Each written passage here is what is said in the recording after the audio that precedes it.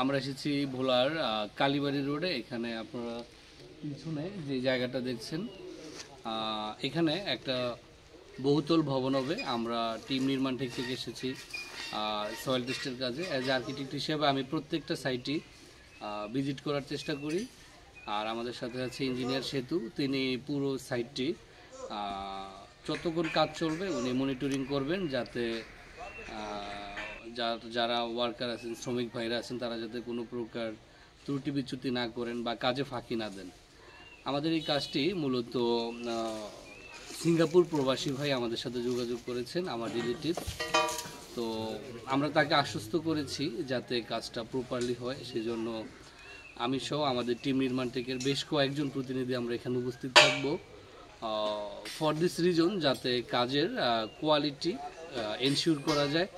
অর্থাৎ পুরো এসপিটি যেটি নেওয়া হবে, ফিল্ড টেস্ট বা যে ডাটাটা আসবে, ডাটাটা যাতে নিখুঁত হয়। কারণ অনেক সময় দেখা যায় সয়েল টেস্ট করতে গেলে শ্রমিকরা ফাঁকি দেয়, কাজে দূরে থাকে না। সেই ক্ষেত্রে আমরা অলওয়েজ চেষ্টা করি যাতে কাজটা প্রপার হয়। এখান থেকে সামনে আচ্ছা, ও তাহলে আপনি এখানে আর ক্লিয়ার দরকার নেই। আপনি বাউল ভাই সেকেন্ড বোরিং এখানে করবেন, আর আরেকটা বোরিং যে বই মাথায়, সেটাও ক্লিয়ার করে দিতেছে। আমাদের এই প্রজেক্টের সম্মানিত ক্লায়েন্ট তিনি নিজে সরজমিনে উপস্থিত আছেন এবং জমির সীমানাগুলো আমাদেরকে দেখিয়ে দিচ্ছেন। যেহেতু সাইটে অনেক ঝোপঝাড় আছে, আমরা পুরো সাইটটি পরিষ্কার করে নিতে বলেছি আগেই। আর আমার ল্যান্ড ওনার আর ল্যান্ড ওনারের রিলেটিভস ওনারাও সরজমিনে দেখছেন যে কাজটা প্রপারলি হচ্ছে কিনা।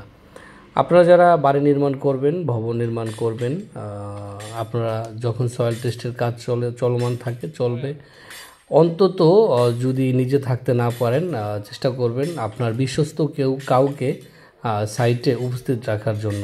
এতে হবে কি, কাজের প্রতি আস্থা বাড়বে, গ্রহণযোগ্যতা বাড়বে, বিশ্বাসযোগ্যতা বাড়বে।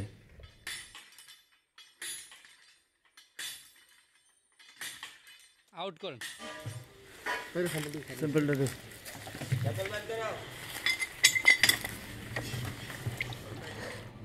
এটা হচ্ছে স্পুন অর্থাৎ চামিচ। ইঞ্জিনিয়ারিং ডিপার্টমেন্টের চামিচ আর সাধারণ চামিচ কিন্তু একটু ভিন্ন। মূলত এই স্পুনটার ভিতরেই মাটির স্যাম্পল চলে আসে।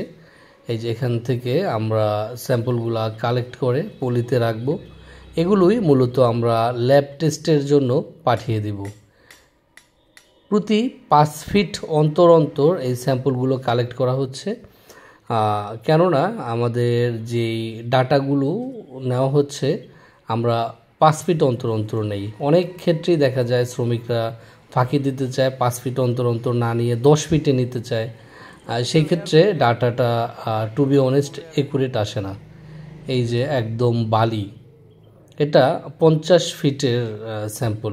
50 ফিট আছে। যে গ্রাহক একদম সরজমিনে উপস্থিত আছেন, আমরাও দেখছি যে আসলে কি অবস্থা। আজকের এই সাইটটিতে সর্বমোট আপনার 3টি বোরিং হবে 60 ফিট গভীরতা পর্যন্ত।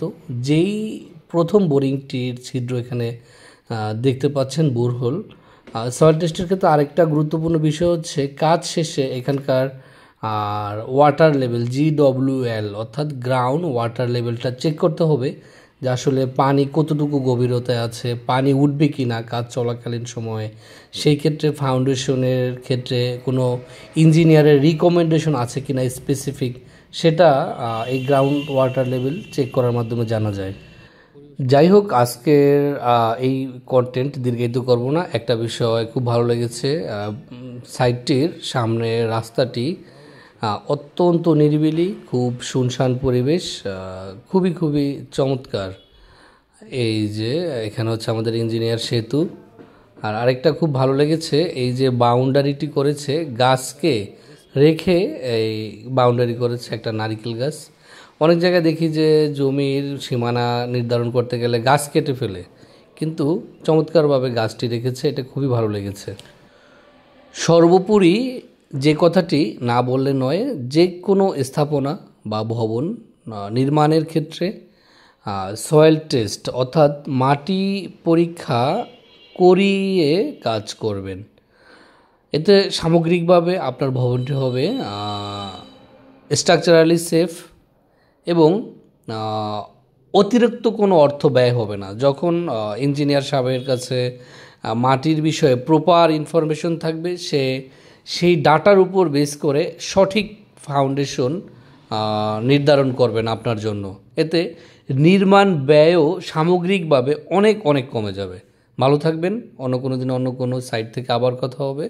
আসসালামু আলাইকুম। ভবন নির্মাণে অবশ্যই সচেতন হবেন।